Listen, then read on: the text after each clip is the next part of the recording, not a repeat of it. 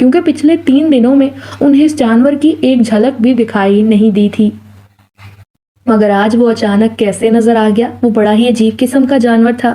انہوں نے اپنے بڑوں سے سن رکھا تھا کہ کسی زمانے میں اس نسل کے جانور ان کے علاقے میں موجود تھے، مگر وقت گزرنے کے ساتھ ساتھ اس جانور کی نسل ختم ہو گئی اور پرانے بوڑھوں کے پاس تو کچھ تصاویر بھی موجود تھیں جو وہ اپنے بچوں کو دکھایا کرتے تھے اور اس جانور کے متعلق قصے کہانیاں بھی سناتے رہتے تھے۔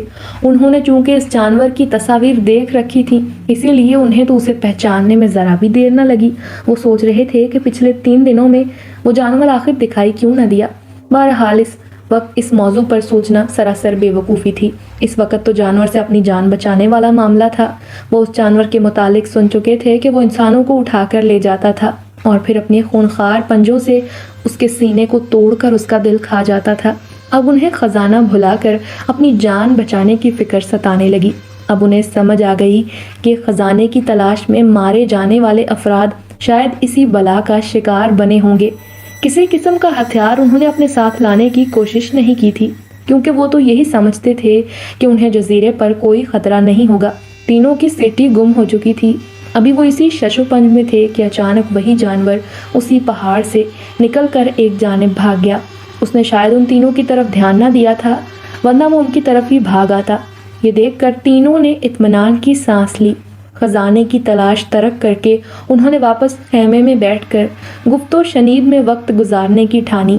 اس عجیب نوعیت کے جانور کو یہاں دیکھ کر انہیں اس بات کی مایوسی ہونے لگی تھی کہ ہو سکتا ہے اس قسم کے مزید جانور یہاں موجود ہوں، اور ان کی موجودگی میں بھلا کون کمبخت خزانہ ڈھونڈ سکتا ہے۔ بڑی عجیب صورتحال ہو گئی تھی۔ بغیر خزانہ لیے وہ واپس بھی نہیں جانا چاہتے تھے اور اندیکھے خزانے کی وجہ سے اپنی جانوں کو خطرے میں بھی نہیں ڈال سکتے تھے۔ پھر یہاں وہاں کی فضول باتوں میں وقت گزرنے کا احساس تک نہ ہوا اور شام کے سائے اپنے ڈیرے جمانے لگے۔ رات ہوتے ہی انہوں نے کھانا کھا کر اپنے اپنے پیٹ کی آگ بجھائی اور لمبی تان کر سو گئے۔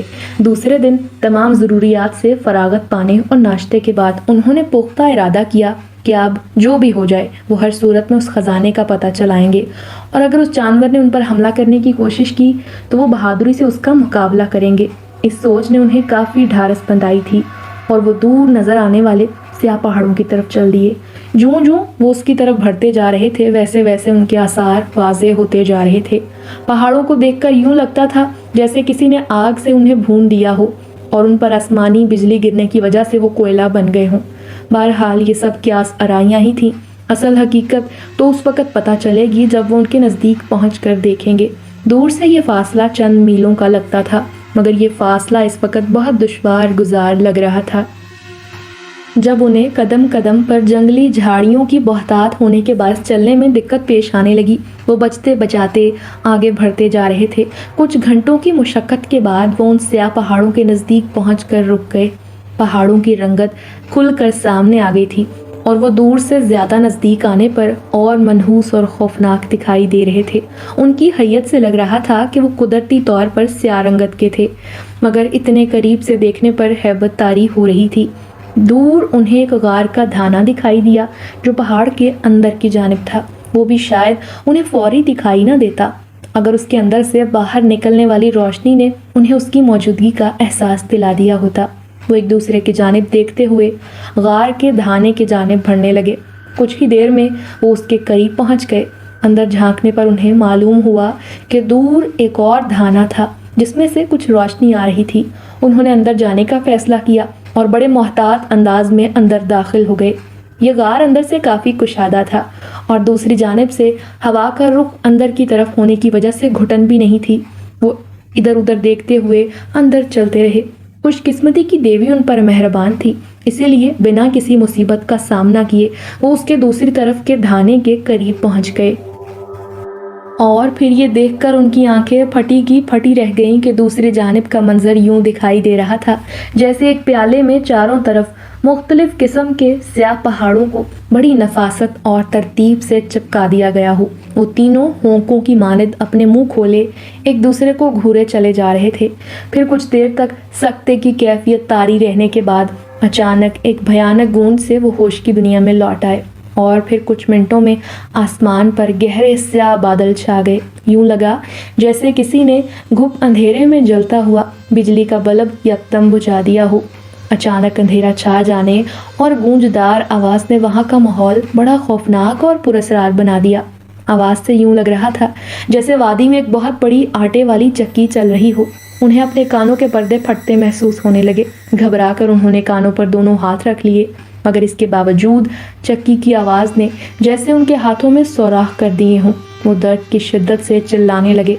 अंधेरा छाते ही फिजा में बड़े अजीबोगरीब किस्म के असरार गर्दिश करने लगे। बहुत से भयानक चेहरे जो गर्दनों तक कटे हुए थे, नसें बाहर लटक रही थीं और उनमें से टपकने वाले ताज़ा खून के छींटे यूं जमीन पर गिर रहे थे जैसे बारिश के साथ ओले गिरते हैं। खून के छींटों ने उन्हें नहला कर रख दिया था। वो बार बार अपने हाथों से अपने चेहरों पर गिरने वाला खून साफ कर रहे थे, मगर उनकी ये कोशिश नाकाम साबित हो रही थी क्योंकि खून की बारिश मुसलसल हो रही थी। उन्होंने वापस गार के धाने की जानिब जाने की कोशिश की, मगर ये देखकर उनकी चीखें निकल गईं कि उनके कदमों ने जैसे वहां की जमीन को मकनातीस की तरह बुरी तरह से जकड़ लिया था। मगर एक अजीब बात ये हुई कि जो ही उन्होंने आगे की जानिब बढ़ने की कोशिश की तो वो बासानी उठ गए। और फिर ये बात उन्हें समझने में देर न लगी कि वो आगे जा सकते हैं, मगर पीछे जाने के सारे रास्ते बंद हो चुके हैं। अब तो किसी सूरत में उन्हें अपने जिंदा बचने की उम्मीद न रही थी। वो फंस चुके थे, बुरी तरह से फंस चुके थे, एक ऐसी मौत की वादी में जहां से जिंदा वापस लौटना मुश्किल ही नहीं बल्कि नामुमकिन दिखाई दे रहा था। वो अपने बचाव के लिए अंधेरे में इधर उधर आंखें फाड़े देखने की कोशिश कर रहे थे, मगर गूंजदार आवाज, भयानक मनाजिर और मुसलसल खून की बारिश ने उनकी सोचने समझने की तमाम सलाहियतें मफलूज कर दी थी। अभी वो कोई फैसला नहीं कर पाए थे कि अचानक जैसे किसी ने जादू की छड़ी घुमाकर बरसने वाली बारिश को यकदम रोक दिया हो और उनके चारों तरफ गर्दिश करते भयानक चेहरे भी अचानक गायब हो गए थे।